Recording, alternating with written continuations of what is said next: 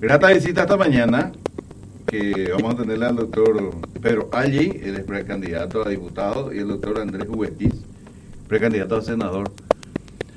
Les pido por favor a mis oyentes, llamen. Esta es la oportunidad en que tiene que plantearle algo a estos futuros parlamentarios. Y siempre digo, doctor, el compromiso para nosotros, los que conducimos los programas, esto todo tenemos grabado, para que mañana si Pedro Allí o Andrés Huetis no cumplen su promesa, le digamos, bueno, ustedes prometieron esto a los jubilados, a los futuros jubilados, a la audiencia, al elector. Por eso quiero que llamen.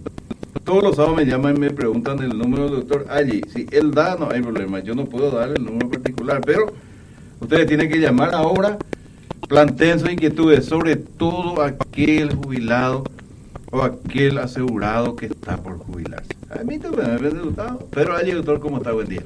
Buen día, Domiciano, a la audiencia, un gusto estar acá en tu programa, como siempre, al servicio de la gente. Precandidato a diputado. Diputado capital por un movimiento político del Partido Colorado llamado Fervor Republicano Lista 21, independiente. Independiente dentro de la ANR. Dentro de la ANR, es la tercera opción, la tercera fuerza. Doctor Andrés Huetis, precandidato a senador, ¿cómo está? Buen día. Buen día, Domiciano, buen día, doctor Pedro Jale, y muy buen día para toda la gran audiencia de Radio Ñandutí.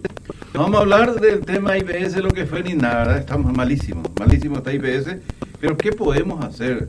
Doctores, ¿qué podemos hacer en este momento? ¿Qué es lo que le podemos ofrecer a la audiencia? Ustedes como precandidatos, nosotros como comunicadores, ¿qué hay que hacer por la institución? Bueno, realmente hay mucho por hacer. Vamos a partir de la base misma, que es la ley que funda y crea el Instituto de Previsión Social. Es una ley que tiene más de 78 años de vigencia. Esta ley de la Carta Orgánica del Instituto de Previsión Social necesariamente debe ser revisada, debe ser actualizada y debe permitir, por sobre todas las cosas, tener una sensibilidad social, principalmente hacia los adultos mayores, hacia nuestros jubilados y pensionados. Como así también tener una hoja de ruta bien clara a favor de los aportantes y también de la parte patronal. Entonces yo te diría, Domiciano, y a toda la gran audiencia de Radio Ñandutí, que uno de los puntos que nos va a tocar como tarea el día de mañana, Dios mediante, lleguemos al Congreso de la Nación, va a ser el estudio, evaluación de la Carta Orgánica del Instituto de Previsión Social. Ahora, sin entrar todavía como parlamentario, ya presentaron un pedido al Parlamento. Doctor Ali. Bueno, en este momento el tema que nos ocupa en términos de ley de IPS es parar este engendro jurídico llamado proyecto de ley de Arnaldo Samaniego, en el cual apunta a pegar un golpe de Estado al IPS, saqueándole 242 millones de dólares. Eso es lo que nos ocupa ahora en términos legislativos. Después están las otras reformas que siempre hemos hablado, que mencionó el doctor Huetis, que pasan principalmente por una reorganización de la dirección superior del IPS, democratizar esa dirección superior, la reorganización financiera. El IPS es una potencia financiera, es la institución que más plata tiene, y eso es lo que llama la atención, siendo la institución que más plata tiene, es la que en salud está prestando tan mal servicio. Entonces, ¿qué es lo que está pasando? Algo falla ahí en el medio. Gestión, y a lo mejor gestión, y otras cosas más que hay que reactivar rápidamente. Bueno, respecto a ese proyecto, yo creo que el doctor Huetis ha analizado detalladamente como jurista. Es terminante nuestra postura. Es una ley innecesaria el proyecto Samaniego. Innecesaria porque ya hay una ley que dice lo mismo y con mucha más precisión hace 2 años. Y sin embargo quieren aplicar una ley política con intenciones políticas que es manotear dinero de IPS para una campaña política. Siempre dijimos, doctor, que IPS es un ente autárquico. ¿Por qué el Estado tiene que meter la mano, nombrar a sesionaleros? Vamos a ir directo al grano, ¿verdad? O algún político de turno. Y no aporta incluso nada el Estado. Y yo sepa, no. Solamente en el tema, en la época de la pandemia fue que dieron un poquitito, porque ni el 10% es lo que debe, ¿verdad? Bueno, en época de la pandemia el Estado, que tiene una deuda histórica de unos 500 millones redondeando, sin intereses. 500 millones de dólares. El Estado, en aquella época de la pandemia, pues todo se dio vuelta, todo Sí. cambió.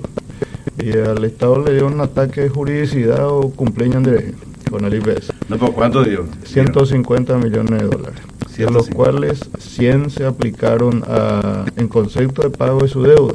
Sí. Es decir, que yo te debo a vos y yo te pago, pero vos soy IPS, pero yo te digo en qué vas a usar.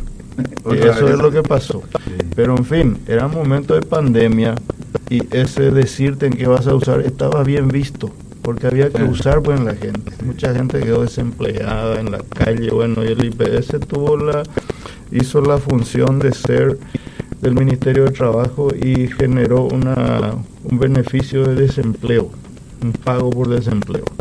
El IPS siempre se le dan los papeles más sacrificados en los peores momentos. En la pandemia, el Seguro de Salud hizo del Ministerio de Salud y atendió a 360.000 no asegurados.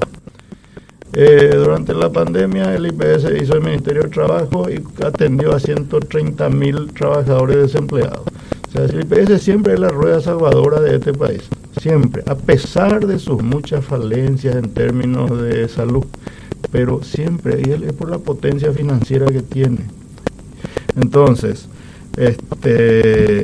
cuando hablamos de esta ley, principalmente, que presenta el senador, el diputado Samaniego, que quiere ser senador ahora, como premio por presentar esto, quiere ser senador. ¿Y qué es esto? Es un engendro. Es una cosa que no tiene pie ni cabeza. Es lo mismo que vos me digas, vamos a sacar un código civil, ya hay uno. Ya hay uno. De 4 artículos. Es una ley de 4 artículos que, ¿sabe qué dice? Que el IPS va a pedir a los bancos nacionales o extranjeros, cuidado extranjeros. Vamos a convertir deuda externa ahora la deuda de la plata de los trabajadores. 242 millones para pagarle a los proveedores. Esa deuda existe, como siempre dice el doctor. Existe, claro que existe. ¿Cómo pagamos eso? Pero, ¿quién le debe a IPS? Le debe el Estado, 350, 400 millones de dólares le debe. Sí. 242 es la deuda con los proveedores. De esa deuda, digamos que un 80 es de IPS, Sí. pero la diferencia, 100 no sé cuánto, es del Estado, porque le usó a IPS durante la pandemia y ahí se disparó la deuda. Le usó para atender a no asegurados. Entonces, el Estado le debe 400, Sí. 500. La deuda histórica. La deuda pandemia está por los 100, 120 millones otra vez. Después hay otros recursos financieros que tiene el IPS que puede utilizar. El aporte obrero, el aporte patronal adicional es de 2,5 que se paga a IPS y que no se queda en IPS, que se va para gastos salariales, Ministerio de Salud y Ministerio de Trabajo, CENEPA, Senafocal, que tienen sus propios presupuestos. El IPS igual, el empleador inscrito en IPS otra vez tiene la sobrecarga de pagar 2,5 adicional sobre su 14. Entonces no se queda en IPS. ¿Por qué no usamos esa plata? Que es unos 9 millones, 12 millones de dólares promedio mensual, que muy bien puede servir para pagar la cuota de esta deuda. Pero ¿qué es lo que pasó con los proveedores? ¿Qué es lo que pasó? Que no hay tiempo, porque eso requiere seguramente una ingeniería jurídica financiera de 2-3 meses, hasta abril, hasta el nuevo legislativo seguramente. Pero este legislativo que está sentado ahora quiere ya, Sí.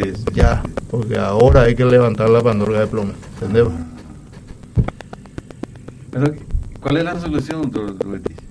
Bueno, yo creo que el doctor Pedro Carley sintetizó muy claramente la situación de la deuda histórica que tiene el Estado paraguayo con el Instituto de Previsión Social. Esa deuda histórica ronda los 350 millones de dólares, a lo que hay que sumarle la deuda de la pandemia. que la ley de emergencia sanitaria del año 2020, de marzo del año 2020, establece que el Ministerio de Salud va a honrar y cumplir y pagar todos los gastos ocasionados para la atención y cuidado del COVID-19. En ese orden de cosas, el Instituto de Previsión Social, en un periodo cercano a 22 meses, de marzo del 2020 a diciembre del 2021, atendió, como lo dijo el doctor, a más de 360.000 paraguayos, pero no en una sala común, en UTI la atendió. Unidad de terapia intensiva. Sí, señor, unidad de terapia intensiva. Por supuesto que la deuda que se venía arrastrando con los proveedores de 80, 90 millones de dólares saltó a 242, principalmente por todas esas sobrecargas de atención que tuvo el IPS en atender a ciudadanos paraguayos que no eran asegurados. ¿Me explico? Sí, perfectamente. Incluso la justicia siempre ordena a IPS atender a los no asegurados. No ordena a algún sanatorio. Ni entremos ahí, ¿verdad? Todavía a discutir eso. Eso vamos a dejar todavía de lado, Domiciano, si no va a ser muy largo. Importante que la audiencia sepa. Sí, es así. Siempre dijimos con el doctor allí, le preguntaba y me decía él, es que IPS tiene los mejores equipamientos, IPS tiene los mejores médicos. Y bueno, y puede ver la justicia. Nosotros estuvimos analizando desde que nos pidieron nuestro acompañamiento a la firma de esta nota que hemos presentado y dirigida al presidente del Congreso, al senador Óscar Salomón, para la postergación de esta ley Samaniego. Esto no quiere decir que no se le pague a los proveedores. Claro que hay que pagarle a los proveedores y hay que pagarle todo lo que se le debe. Sí. Totalmente de acuerdo. Lo que hay que hacer es desglosar esa deuda y decir, este monto es la deuda histórica que IPS tiene con los proveedores y esta es la nueva deuda generada en el marco de la ley de emergencia sanitaria y que le corresponde por ley pagar al Ministerio de Salud. Entonces, si tenemos 90 millones contra 242, la diferencia es 152. Sí. Número más, número menos, 152 millones de dólares le corresponde al Ministerio de Salud honrarle y pagarle al IPS para que a su vez le pague a todos los proveedores que tiene el IPS. Esto saben los proyectistas, o sea, el proyectista Samaniego sabe. Y me imagino que sí, habrán hecho la evaluación, ¿verdad? Pero llamativamente están queriendo sacar esta ley a 40 días o menos de 40 días de unas internas Sí. partidarias que nadie dice que no corresponda al pago. Al contrario, nosotros somos los primeros que entendemos que corresponde el pago. Pero el pago bien desglosado y bien determinado ya en la propia ley de emergencia. Empezamos con este tema IPS, porque ellos, punto fuerte IPS, seguro que vamos a hablar también de la caja fiscal, de todo, porque van a estar en las manos de ellos, si llegan a ser diputado y senador, elaborar leyes, o sea, presentar proyectos de ley y defender a los que se van a jubilar, a los jubilados. 218, 6.000, 604, 308, 604, 309, ya habilitamos los teléfonos, pueden llamar. Sugerencia, quiero escuchar a mis queridos jubilados y los que se van a jubilar, por sobre todas las cosas. Entren, pregunten, planteen algo. Bueno, viquemos, no hay caso. Vean, ojo, una belleza Sheina, ¿por qué no le tocaste ese tema? Y yo no puedo, si estamos allí, a veces es a él una cosita y ahí.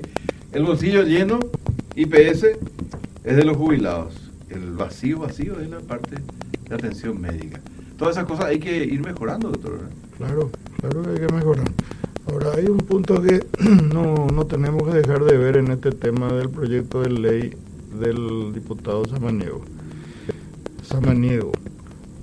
Sabemos que, evidente, hermano de la senadora Samaniego. La senadora Samaniego, sabes que siempre tuvo injerencia dentro de IPS, y eso es un secreto a viva voz. Injerencia en términos de provisiones, etcétera, etcétera. Provisiones. De medicamentos, siempre. siempre. ¿Acaso está en la prensa en el año 2000, primera década del 2000, 2010 creo? Fue, o antes, no recuerdo ya la fecha, pero está en la prensa, hay que mirar nomás los archivos, fue destituida IPS por un tema de robo de medicamentos. Eso no es que me han mandado otro escribano ya otra vez porque miento, está en los diarios. Entonces, siempre te viene escribano. Tres escribanos más, me tienen que pagar una comisión ya los escribanos, pues ganan plata conmigo. Pero, bueno, pues que me retracte, que no diga más, que son todos santos, que son... No, hombre. Ahora bien, fíjate lo que está pasando. Ese equipo, ese clan,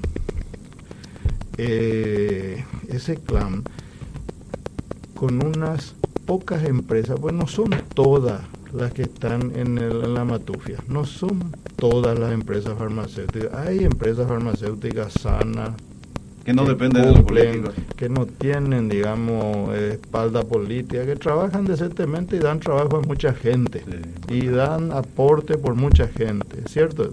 Pero hay unas cuantas que se crearon al principio medio de maletín, pero que después ya pasaron a ser de valijas grandes, que ahora le están chantajeando al IPS.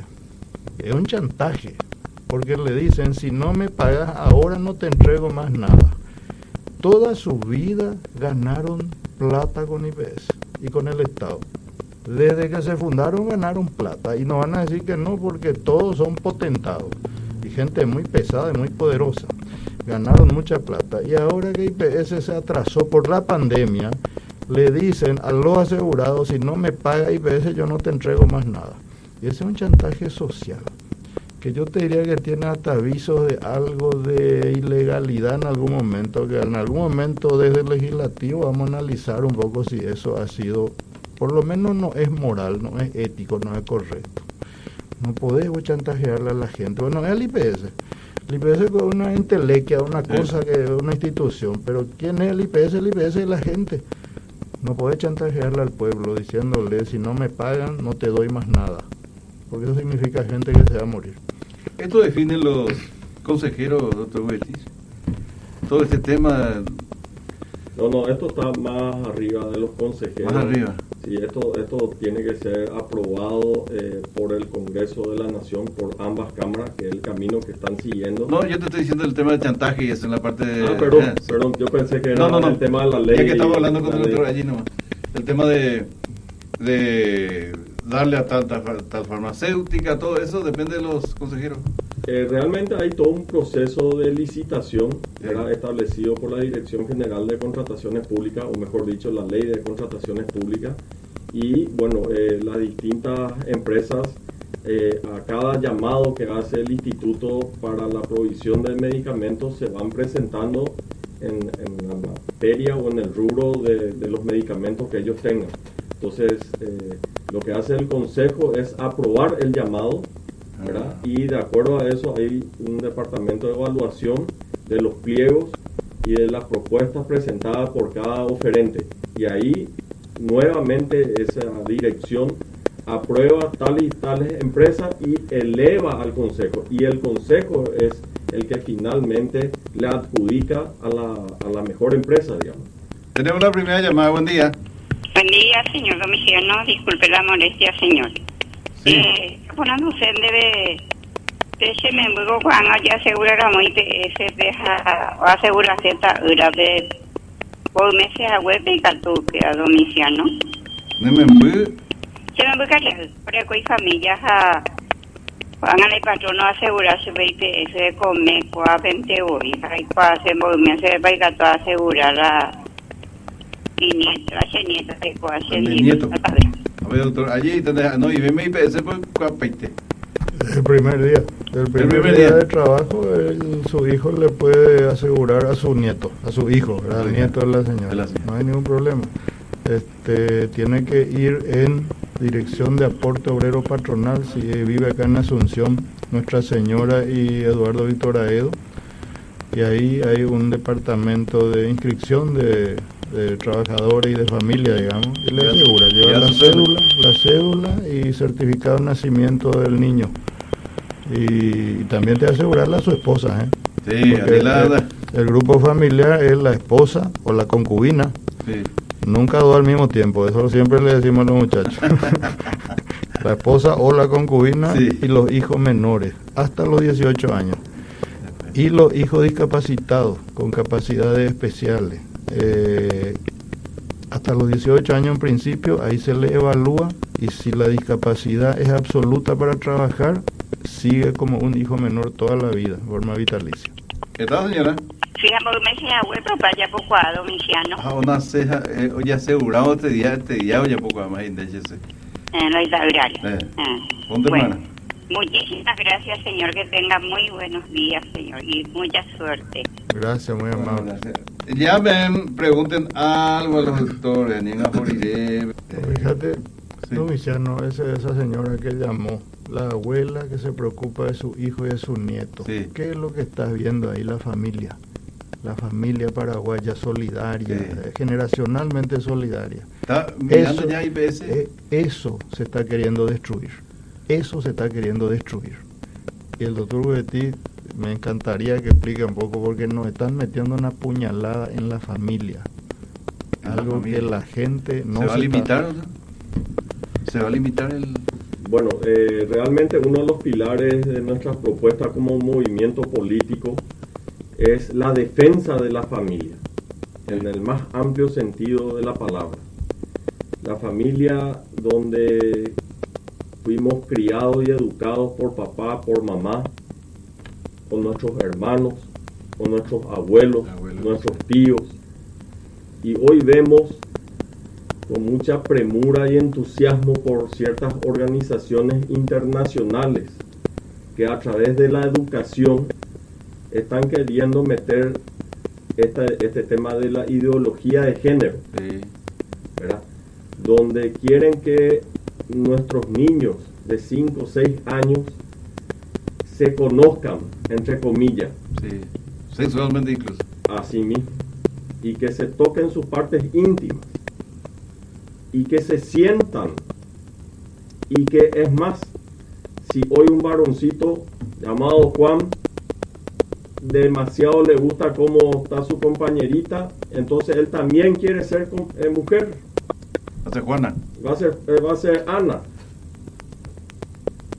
Entonces esos son criterios e imposiciones que están viniendo de los organismos internacionales, donde le chantajean a los gobiernos de turno diciéndole: le vamos a aprobar estas líneas de crédito para la educación, para la seguridad, para la salud, para construir rutas, pero ustedes tienen que aprobar este proyecto de ley de educación o de transformación educativa, donde van metiendo sutilmente, por no decir otra forma, todo este tema de la ideología de género, donde el enfoque final y principal es la destrucción de la familia natural, donde Dios creó al hombre y a la mujer.